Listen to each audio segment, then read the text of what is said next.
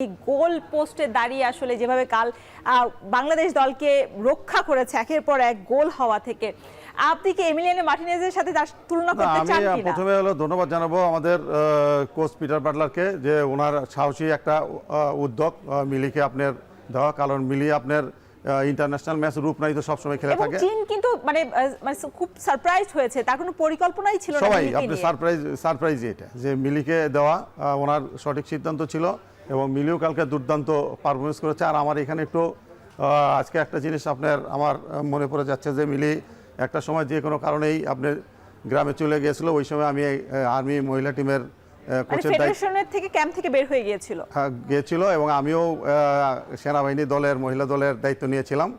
সেই মুহূর্তে আমি ওকে বলি যে তুই আস, এবং মিলি আসে, এবং সেনাবাহিনী থেকে আবার সে যে কামব্যাক করে এখন আপনার এশিয়া কাপের মঞ্চে আপনি অস্ট্রেলিয়ার মতো জায়গায় সে দুর্দান্ত পারফরমেন্স করেছে। এটা আমি মনে করি যে আমার ফুটবল জীবনে কাজ করার এটা ক্ষুদ্রতম একটা হইলেও এখানে আমি মনে করি যে অবদান আছে। মানে শুধু তো মিলি আক্তার না, ঋতুপর্ণা, তহুরা যেভাবে পারফরমেন্স করছে সবই তো ব্যাপারটা হলো ডিফারেন্ট। যে খেলা দেখেছি, আর এই স্বপ্ন নিয়ে কিন্তু 2009 জুন মাসে কাজ শুরু করেছিলাম, যে আমরা একদিন এখন হয়তো তখনই দেখতাম যে আমরা পশ্চিমবঙ্গের সাথে আমরা ফুটবল খেলেছি, আমাদের মেয়েরা পিছিয়ে পিছিয়ে দৌড়ে সবাই হাসতো। কিন্তু আজকে আমরা এশিয়ার মঞ্চে আমাদের খেলা দেখে সবাই উজ্জীবিত হচ্ছে, আমরা পুরো দেশ উজ্জীবিত হচ্ছে। তো এই জন্যে আমরা কোচিং স্টাফ যারা ছিলাম বা ফেডারেশন যে সাপোর্টটা আমাদেরকে দিয়েছে, তো তার পরিণতিতে আজকে আমরা সবাই আপনার এনজয় করতে পারতেছি, এবং মহিলা ফুটবল একটা জায়গায় অলরেডি অবস্থান করছে। মিলি কিন্তু হলো আপনার বয়সভিত্তিক খেলাটাই হলো প্রথম খেলেছে, আর এত বড় রূপ নাই, কিন্তু আপনার অনেক দিন যাবত আপনি সে সিনিয়র টিমে খেলে আসছে।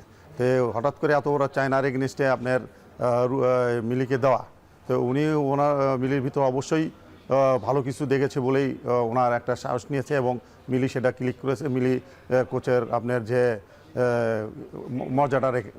মর্যাদা রেখেছে। তৃণমূল পর্যায় থেকে আরো ফুটবলার তৈরি করার বা উঠে আসার আসলে পরিকল্পনাটা কি আরো একটু বেশি দেখতে হওয়া উচিত কিনা? না, এখন তো আপনার হলো ফুটবল ফেডারেশন, এখন তো যে একাডেমিগুলো আপনার আগে আপনার যে সবাই ব্যক্তিগতভাবে যে একাডেমিগুলো মহিলা একাডেমিগুলো চালাতো, এখন তো সেটা ফুটবল ফেডারেশনের অ্যাফিলিয়েটেড হয়ে গেছে, সবগুলা ফুটবল ফেডারেশন দেখাশোনা করে।